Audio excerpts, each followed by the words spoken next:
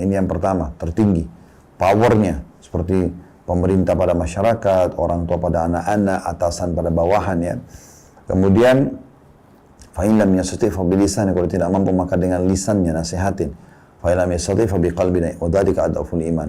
Kalau dia tidak bisa, maka tahap yang terakhir ketiga adalah dengan hatinya, pungkiri, ya dia mengatakan semoga Allah berikan hidayah misalnya, dan itu adalah selemah-lemah iman. Artinya, dia di sini kalau melihat mudaratnya besar dalam mengingatkan orang itu, maka dia mengatakan semoga Allah berikan hidayah. Maka ini insya Allah akan membuat dia lepas tanggung jawab pada hari kiamat. Pelajaran terakhir pentingnya seseorang kalau diingatkan dan diberikan saran, maka dia mendengar dan menerima. Nah ini bagian sunnah Nabi SAW ya. Makanya orang ini waktu dia disuruh ulangi sholatnya, dia sholat lagi. Yang kedua kali diingatkan masih sama, 3 kali diingatkan masih sama. Jadi dia ya terus saja ya mengikuti sunnah-sunnah Nabi atau perintah Nabi SAW.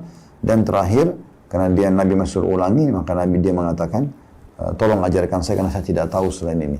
Baru Nabi SAW ajarkan tentang bagaimana tumaknin atau ketenangan dalam mengerjakan sholat. Kemudian yang kedua kata penulis, ya, mirip dengan hadis pertama, yakni hadis Rifa'ah bin Rafi' radhiyallahu anhu yang diriwayatkan oleh Ahmad, Abu Daud, An-Nasai dan juga Al-Hakim. Artinya, kalau tadi sebenarnya melalui hadis Abu Hurairah, sahabat Nabi, maka yang riwayat yang kedua mirip seperti ini, cuma yang meriwayatkan adalah sahabat yang lain yang juga menyaksikan bernama Rifa'ah bin Rafi' radhiyallahu anhu.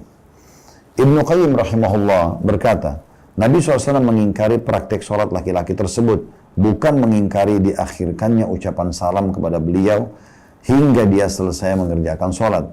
Atas dasar itulah disunnahkan kepada orang yang masuk ke dalam masjid, apabila di dalam masjid ya, itu ada 3 tahiyat atau ucapan salam yang harus dilakukan berurutan, yaitu mengucapkan bismillahi wassalatu wassalamu ala rasulillah dengan menyebut nama Allah subhanahu wa ta'ala dan salawat kepada Nabi SAW ketika hendak masuk ke dalam masjid. Yang kedua, mengerjakan sholat 2 rakaat tahiyat masjid. Yang ketiga, mengucapkan salam kepada orang-orang yang ada di dalam masjid.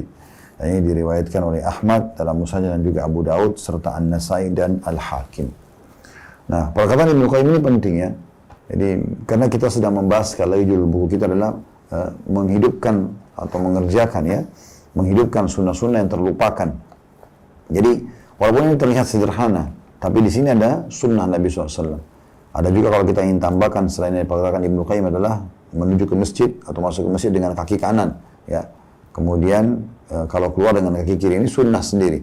Kemudian Anda mengucapkan tadi, ya, Bismillah wassalatu wassalamu ala rasulillah dengan menyebut nama Allah lalu baca salat pada Nabi SAW. Kalau Anda ingin tambahkan lebih jauh lagi dengan hadis Nabi SAW, Allah maftah li abwaba fadlik, Allah maftah li abwaba rahmatik. Ya Allah, bukakan untukku pintu-pintu rahmatmu. Kemudian setelah itu sholat tahiyat masjid 2 rakaat. Kemudian setelah itu baru Anda menyalami orang-orang yang ada dalam masjid ya. Makanya yang tepat itu habis selesai sholat. Nah, sekarang kondisi yang perlu kita tambahkan informasinya adalah bagaimana kalau seseorang